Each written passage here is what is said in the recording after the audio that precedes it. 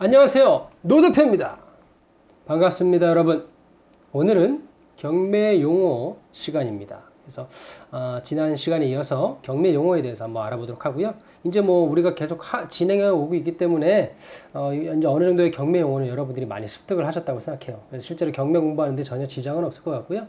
앞으로 남은 시간 동안 남은 또 경매 용어를 한번 익히셔서 경매를 진행할 수 있어서 이게 무슨 소리지 하는 소리는 안 듣도록 한번 해보도록 하겠습니다. 자, follow me!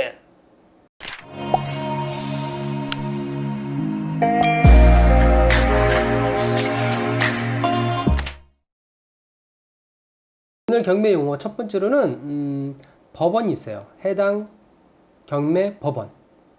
이 해당 경매 법원은 그 부동산 소재지 경매 법원이 되는 겁니다.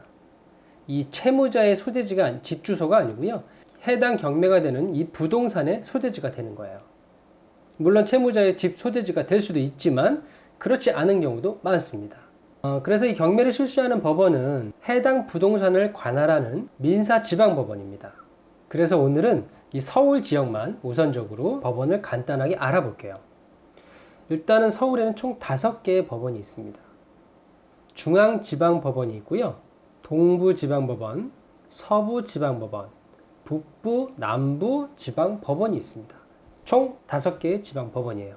예를 들어서 자신이 진행하려는 경매 사건본을 보시면 거기에 뭐 예를 들어 북부 1개로 나왔다. 그러면 북부지방법원 경매 1개에서 진행이 된다는 얘기예요. 그래서 해당 법원은 북부지방법원에 가셔서 입찰에 참여를 하시면 됩니다. 그러면 중앙지방법원이 어느 구를 담당하고 있는지 한번 알아볼까요? 일단 중앙지방법원은 2, 3호선 서초구 교대역에 있습니다. 그리고 법원을 가실 때는 가능하면 대중교통을 이용하시는 것을 권해드립니다. 조금 주차장도 협소하기도 하고요.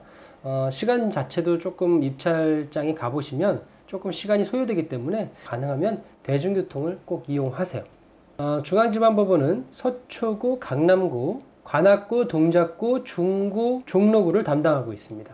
아무래도 중앙지방법원이다 보니 서울에서 가장 많은 경매 사건을 담당하고 있습니다.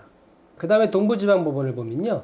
동부지방법원은 예전 구의역에서 이전을 했습니다. 현재는 8호선 문정역에 있고요. 8호선 문정역에 내리셔가지고 안쪽으로 쭉 들어가시면 경매법원이 있습니다. 이 동부지방법원은 송파구, 강동구, 광진구, 성동구를 담당하고 있습니다. 자, 서부지방법원은 5호선 애호개역에 있습니다. 서대문구, 마포구, 용산구, 은평구를 담당하고 있습니다. 그리고 남부지방법원은 5호선 목동역에 위치하고 있고요. 구로구, 영등포구, 강서구, 양천구, 금천구를 담당하고 있습니다. 마지막으로 북부지방법원은 동대문구, 노원구, 중랑구, 강북구, 도봉구, 성북구를 담당하고 있습니다.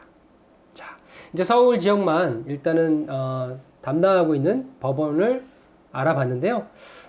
자신이 꼭 해당하는 그 법원에 가셔서 입찰을 참여하셔야 되니까요. 혹시 다른 데를 가셔가지고 입찰을 참여하시면 그 입찰은 할 수가 없습니다. 그래서 꼭 해당되는 법원을 꼭 위치나 이런 것들은 잘 알아두셔야 될 것 같고요. 입찰 법원은 꼭 여러분들이 아무나 가실 수 있기 때문에 꼭 경매를 진행하지 않더라도 한번 가보셔서 경매에 관심이 있다면 입찰이 어떻게 진행이 되는지 한번 가보시는 것도 좋지 않을까 하고 추천을 드리는 바입니다. 그 다음에는 낙찰과 유찰, 폐찰에 대해서 한번 알아볼게요.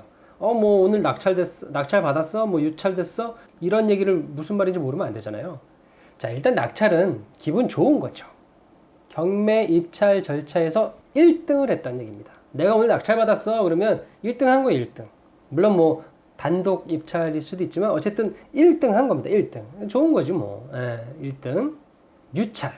유찰은 그냥 뭐 경매 입찰 결과에서 낙찰이 결정이 안 되고 무효로 돌아가는 걸 말하는 거예요.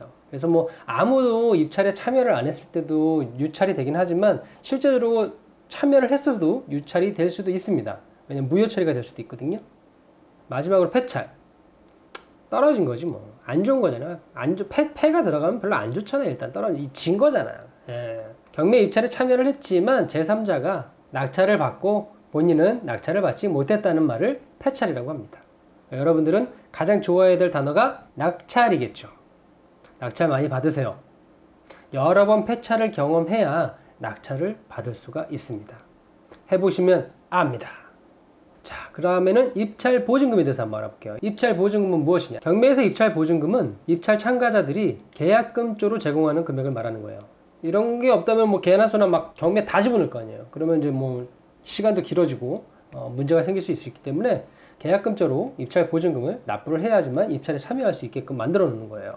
입찰 보증금은 최저 매각 가격의 10%를 납부하는 겁니다. 지금은 경매나 온비도 공매도 최저 매각 가격의 10%를 입찰 보증금을 납부하는 거니까요. 여러분들이 숙지하시면 되겠습니다. 대부분 입찰 보증금은 그 전날, 저 같은 경우는 항상 그 전날에 하거든요. 왜냐면 그날 당일날 하려면 정신이 없어요. 그래서 그 전날 미리 은행 가셔서 수표 한 장으로 만들어 놓으시는 게 가장 좋고요.